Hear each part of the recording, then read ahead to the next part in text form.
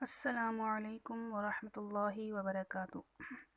آج ہم ذکر کریں گے میت کو نہلانے کفنانے کے بارے میں۔ سب سے پہلی بات یہ کہ بالفرض گھر میں اگر کسی کی موت ہو جاتی ہے تو جب آپ کو لگے اس طرح کہ ہاں بھئی اس کے موت کا وقت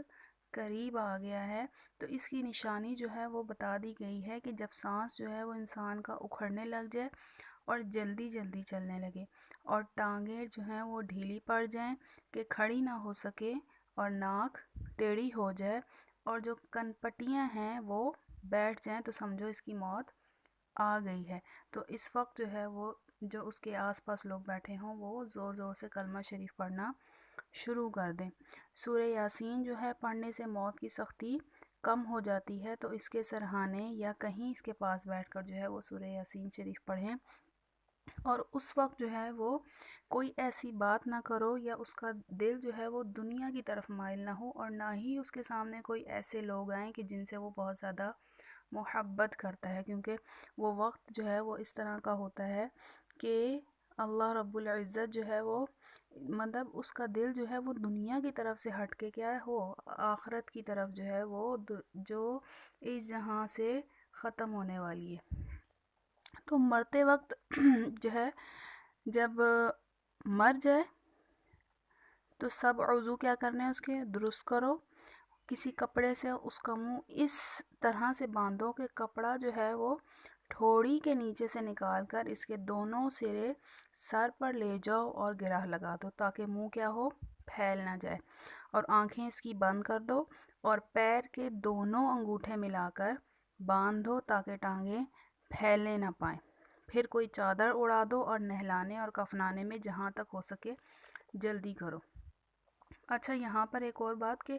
منہ وغیرہ بند کرتے وقت یہ دعا پڑھو، بسم اللہ وعلی ملتی رسول اللہ صلی اللہ علیہ وسلم، اور مر جانے کے بعد اس کے پاس کوئی خوشبو لگا دی جائے، اور حیض اور نفاس والی عورت جس کو نہانے کی ضرورت ہو اس کے پاس نہ رہے، اور مرنے کے بعد جب تک اس کو غسل نہ دیا جائے اس کے پاس قرآن پڑھنا درست نہیں ہے۔ تو یہ تو ہم نے آپ سے ذکر کیا کہ گھر میں کسی کی اچانک موت ہو جاتی ہے تو یہ طریقہ کرنا ہے۔ تو نہلایا کیسے جائے گا اس کو؟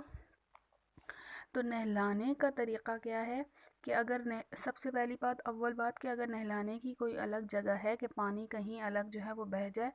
تو خیر ہے، نہیں ہے تو تخت کے نیچے جو ہے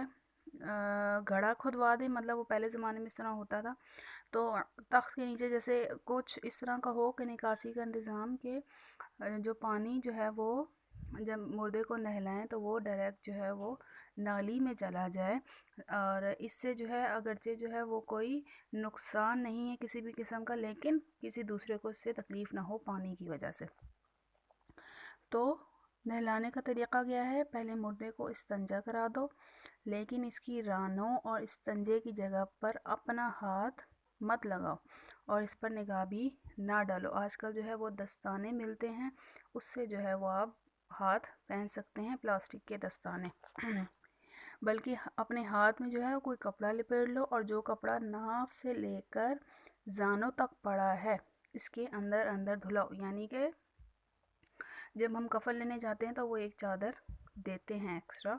تو اس کے اوپر جب ہم نے پورے مردے کے اوپر جو ہے وہ ڈالی تو اس کے کیا کرنا ہے، ناف سے لے کر زانوں تک، یہ ناف سے لے کر زانوں تک کپڑا جو ہے وہ مرد کے لیے ہے، اور عورت کے ہم پورا کا پورا چونکہ عورت ستر ہے تو اس کے ہم پورے اوپر سینے سے لے کر نیچے ٹانگوں تک جو ہے وہ کپڑا ڈالیں گے۔ پھر اس کے بعد کیا کرنا ہے، اس کے اندر دھلا لیا، پھر اس کے بعد اس کو وضو کرا دو۔ وضو کس طرح کرانا ہے کہ نہ کرلی کراؤ، نہ ناک میں پانی ڈالو اور نہ گٹے تک ہاتھ دھلاؤ، بلکہ پہلے کیا کرنا ہے، منہ دھلاؤ، پھر ہاتھ جو ہے وہ کونی سمیت، پھر سر کا مسا، پھر دونوں پیر، اور اگر 3 دفعہ روئی تر کر کے دانتوں اور مسوڑوں پر پھیر دی جائے اور ناک کے دونوں سوراخوں میں پھیر دی جائے تو بھی جائز ہے، یعنی اس کا وضو ہو گیا۔ اور اگر مردہ جو ہے نہانے کی حاجت میں ہے یا حیض اور نفاس میں مر جائے تو اس طرح سے منہ اور ناک میں پانی پہنچانا ضروری ہے، اور ناک اور منہ اور کانوں میں روئی بھر دو تاکہ وضو کراتے اور نہلاتے وقت پانی نہ جائے۔ جب وضو کرا لیا تو سر کو جو ہے وہ کسی چیز سے صاف کر دو۔ جب پہلے تو جو ہے وہ بہت سی چیزیں استعمال ہوتی تھیں، ابھی جو ہے جب کفن لینے کے لیے جائیں تو وہ بہت سی چیزیں جو ہے وہ نیم کا صابن اور بھی خوشبو لوان جو ہے وہ ساتھ دیتے ہیں، تو اس سے کیا کرنا ہے، سر کو صاف کریں۔ پھر مردے کو کیا کریں، بائیں کروٹ پر لٹا کر بیری کے پتے ڈال کر پکایا ہوا جو پانی ہم نے نیم گرم کر کے رکھا ہوگا 3 دفعہ سر سے پیر تک ڈالیں، یہاں تک کہ بائیں کروٹ تک پانی پہنچ جائے۔ پھر دائنی کروٹ پر لٹا دے اور اسی طرح سر سے پیر تک 3 دفعہ اتنا پانی ڈالے کہ داہنی کروٹ تک پانی پہنچ جائے۔ اس کے بعد مردے کو جو ہے اپنے بدن کی ٹیک لگا کر ذرا بٹھائے اور اس کے پیٹ کو آہستہ آہستہ ملے اور دبا دے، اور اگر کچھ پخانہ نکلے تو اس کو پونچھ کر دھو ڈالے۔ اس سے جو ہے وضو اور غسل میں نکلنے سے کچھ نقصان نہیں آیا۔ یہ ایک بات جو ہے وہ غور کرنے کی ہے۔ عموماً جو ہے وہ ہم نے دیکھا بھی ہے اور سنا بھی ہے کہ مردے کے جو ہے وہ پخانہ یا کچھ نکل آئے تو لوگ جو ہے وہ دوبارہ غسل کروانا شروع کر دیتے ہیں، تو یہ درست نہیں ہے۔ اگر کچھ اس طرح نکل آیا ہے تو اس کو اسی وقت صاف کر دو، اور اس سے وضو اور غسل میں کوئی نقصان نہیں آیا ہے۔ اب اس کو نہ دھراؤ۔ اس کے بعد پھر اس کو بائیں کروٹ پر لٹا دو اور کافور پڑا ہوا پانی سر سے پیر تک 3 دفعہ ڈالو، اور پھر سارا بدن کسی کپڑے سے پونچھ کر کفنا دو۔ اچھا، یہاں پر جو بیری کے پتوں کا پانی ہوگا وہ بہت زیادہ جو ہے وہ پانی جو ہے وہ گرم نہ ہو، بہت زیادہ تیز گرم نہ ہو، اور نہلانے کا جو طریقہ بیان کیا ہے یہی سنت ہے۔ اگر کوئی اس طرح 3 دفعہ نہ نہلاوے بلکہ ایک دفعہ سارا بدن کر دھو ڈالے تب بھی فرض جو ہے وہ ادا ہو جائے گا، یعنی کہ جو طریقہ بھی بیان کیا گیا ہے اس طرح اس نے نہیں نہلایا بلکہ اس نے ایک ہی دفعہ سارا پانی ڈال کے نہلا دیا، تب بھی فرض تو ادا ہو گیا پر سنت ادا نہیں ہوگی۔ سنت وہی ہے جو طریقہ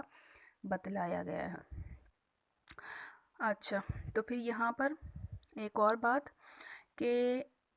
عورت کو 5 کپڑوں میں کفنانا سنت ہے۔ ایک کرتا، دوسرا ازار، تیسرا سربند، چوتھا چادر،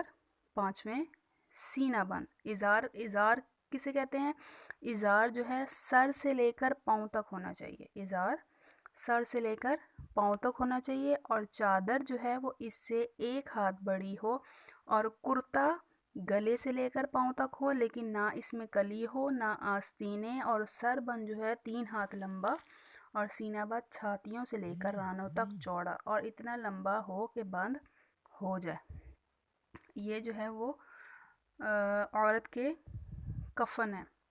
اگر کوئی 5 کپڑے میں نہ کفنے بلکہ 3 کپڑوں میں دے تو ایک ازار، دوسری چادر اور تیسرا سربند ہو تو یہ بھی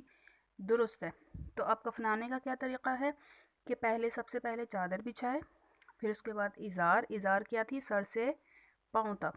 اس کے اوپر کرتا رکھے۔ کرتا کا کیا ہم نے بتایا تھا، کرتا کتنا ہو، گلے سے لے کر پاؤں تک، اور پھر مردے کو اس پر لے جا کے پہلے کرتا پہناؤ اور سر کے بالوں کو 2 حصے کر کے اس کے سینے کے اوپر ڈال دو، ایک حصہ دائنی طرف اور ایک بائیں طرف۔ اس کے بعد سربند سر پر اور بالوں پر ڈال دو، اس کو نہ باندھو نہ لپیٹو۔ پھر ازار بند لپیٹ دو، پہلے بائیں طرف لپیٹ دو پھر اس کے بعد دائیں طرف۔ اس کے بعد سینہ بند باندھ دو، پھر چادر لپیٹو، پہلے بائیں طرف اور پھر دائیں طرف۔ پھر کسی دجی سے پیر اور سر کی طرف کفن کو باندھ دو، یعنی کہ وہ اسی کپڑے سے جو ہے وہ بچا ہوگا، اس سے جو ہے سر کی طرف سے اور نیچے پاؤں کی طرف سے کفن کو باندھ دو، اور ایک بند سے کمرے میں جو ہے وہاں پر جو ہے اس کو مردے کو رکھ دیں، اور پھر جو ہے اس کے پاس آپ کچھ بھی پڑھنا چاہیں وہ پڑھ سکتی ہیں۔ تو یہاں پر ایک اور بات غور کرنے کی ہے کہ اگر خدا نخواستہ مردے میں کوئی عیب دیکھے یا کوئی بھی اس طرح کی چیز دیکھے نہلاتے وقت، تو وہ کسی سے ذکر اذکار نہ کرے بلکہ اللہ رب العزت سے دعا مانگے کہ اللہ رب العزت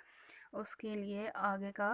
مرحلہ جو ہے وہ آسان کرے۔ اللہ تعالیٰ مجھے اور آپ کو عمل کی توفیق عطا فرمائے، اور ہم سب کو، کیونکہ یہ وقت اس طرح کا ہوتا ہے کہ جب لوگ جو ہیں وہ یا کوئی بھی اپنا رشتہ دار جو ہے وہ دنیا سے چلا جاتا ہے تو اس وقت اس کو کچھ نہیں پتہ ہوتا، لیکن یہ ہمارے اوپر ذمہ ہے، ہماری ذمہ داری ہے